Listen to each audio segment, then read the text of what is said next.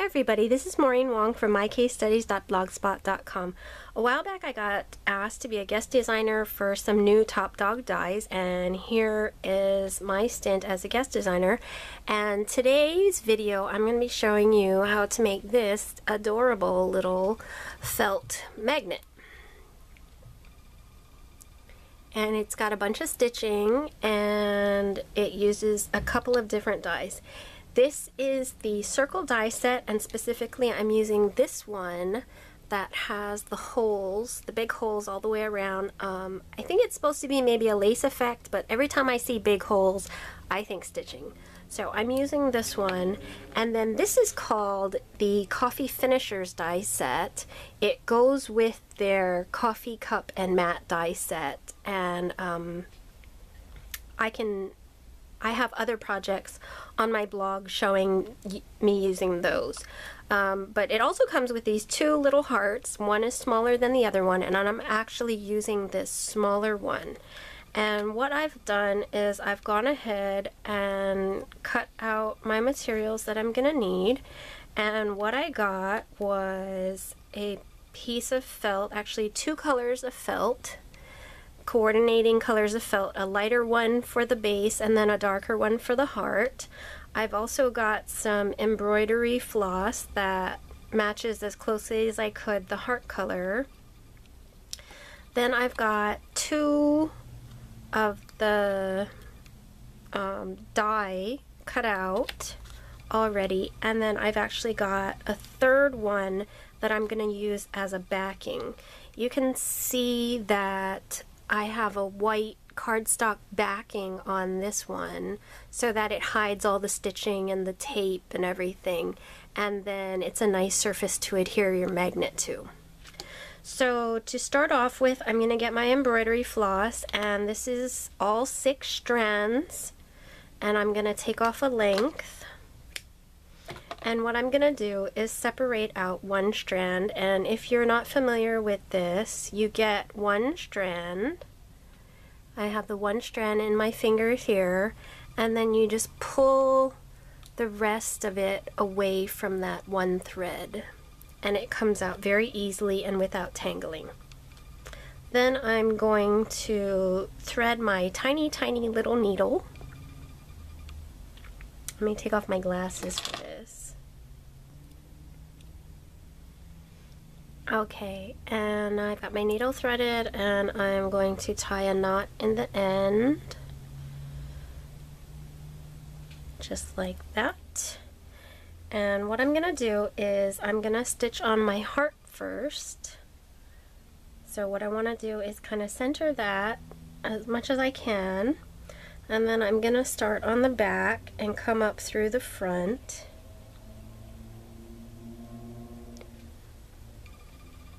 Let me get into frame here. I'm sorry, that was all out of frame. So I'm coming up just under the top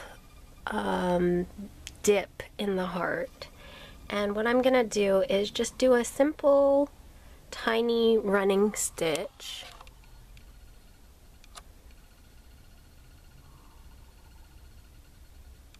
Is that gonna focus? There we go. A simple tiny running stitch. So what that is you just come up and go down, and then once again you're gonna come up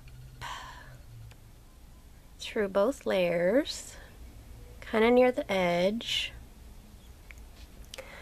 and then just move it a little bit away. We're making a really tiny running stitch, and put it down. And what you're gonna do is go all the way around with that,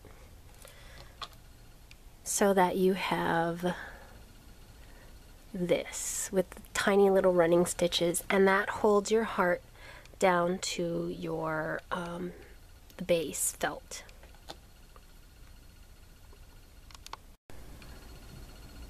Okay, so now you can see I finished my running stitch all the way around the heart, and then on the back I clipped off that extra end, and what I'm gonna do is just take some tacky glue and put that on the ends of the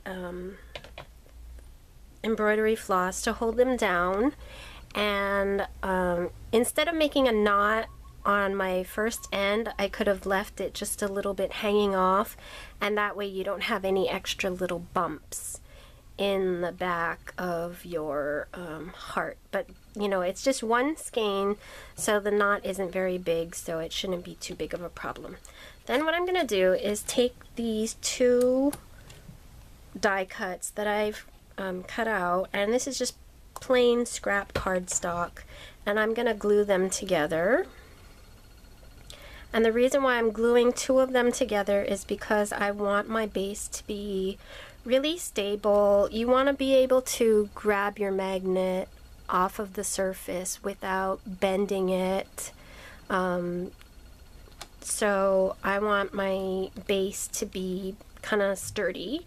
And so 2 layers of cardstock does that. And then I'm going to stick my felt piece on top of that. And now what I'm going to do is I'm going to put aside my tiny needle with the one thread, and I'm going to get the rest of the thread. Oh, sorry, let me zoom out here a little bit. I'm going to get the rest of the thread that I cut off, and so this is 5 strands left over, and I'm going to get a tapestry needle. And a tapestry needle has a big eye and is a little bit dull. But the big eye is important so I can thread my 5 skeins of floss through there. And this is, in case you're wondering, a dental, let me see if I can show that there. It's a dental floss threader that I got from my local drugstore, and I use it as a needle threader for my bigger needles. It also works well with baker's twine. So now I'm going to take that, and again, I'm not going to knot it because I don't want a big bump. What I'm going to do is I'm going to make stitching. Let me show you. Each scallop has 3 holes, and I'm going to stitch those 3 holes, and let me show you what the finished one looks like. I stitch 3 holes, and then I get the thread, go on the back to the next group of 3 holes, and then I stitch those. So let me show you how I did it. I come up at my first hole, which is the middle. Now I can zoom in again. Whoops, wrong way. Wow, and you just saw what a mess my desk was. Okay, so I'm taking it, and then I'm going to leave a little bit of thread on the end here, and let me get a piece of tape. I'm just going to get a little piece of tape and tear it in half. And I'm going to pull this thread through, leaving a little tail, and I'm just going to tape that down on the back so I don't have a knot, so it's just flat. Okay, now going from, let me let that focus. There we go. So I came up through the middle, and now I'm going down through the left side, and then I'm going to come up through the right one. Oops. Okay, got a little bit tangled there. And then go down through the middle. And I'm not pulling it super tight, because when you pull it super tight, it really accentuates the holes, and I'm not trying to do that. I'm kind of trying to fill the holes. So then the next thing you do is you come up through the next middle, and what you're gonna do is the same thing, go down through the left hole right there.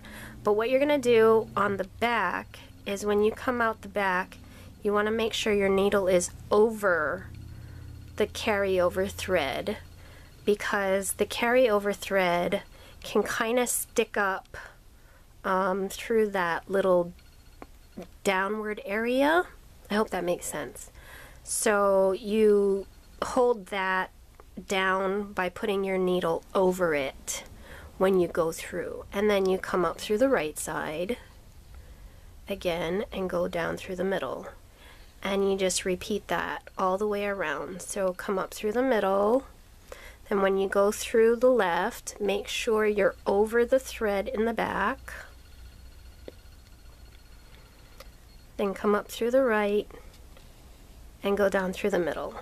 And I'm going to continue that way all the way around. Okay, and so I stitched all the way around, and then when you get to the end, just hold down your thread and get the other piece of tape that you cut. Put that over your thread, and then you can cut off the excess. Okay, so there we have that for now. And then what we're going to do is put the backing on. So I'm going to take this and turn it over, and I'm going to get my tacky glue, and I'm going to put glue kind of all over the back, even the edges and over the floss, because I want to try and get it to stick to this base really, really well. And so I'm going to stick it down, line up those holes and the scallops, and press it down. I'm being careful not to get glue on my felt. So let me just push that down.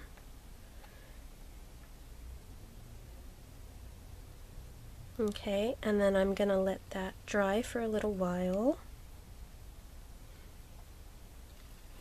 And then after it's dry, I'm going to take a magnet of my choice and stick it to the back. And for this one, I had a roll of magnet, self-adhesive magnet, and I just cut a little bit. It's not a very strong magnet, so this is kind of meant to be more decorative.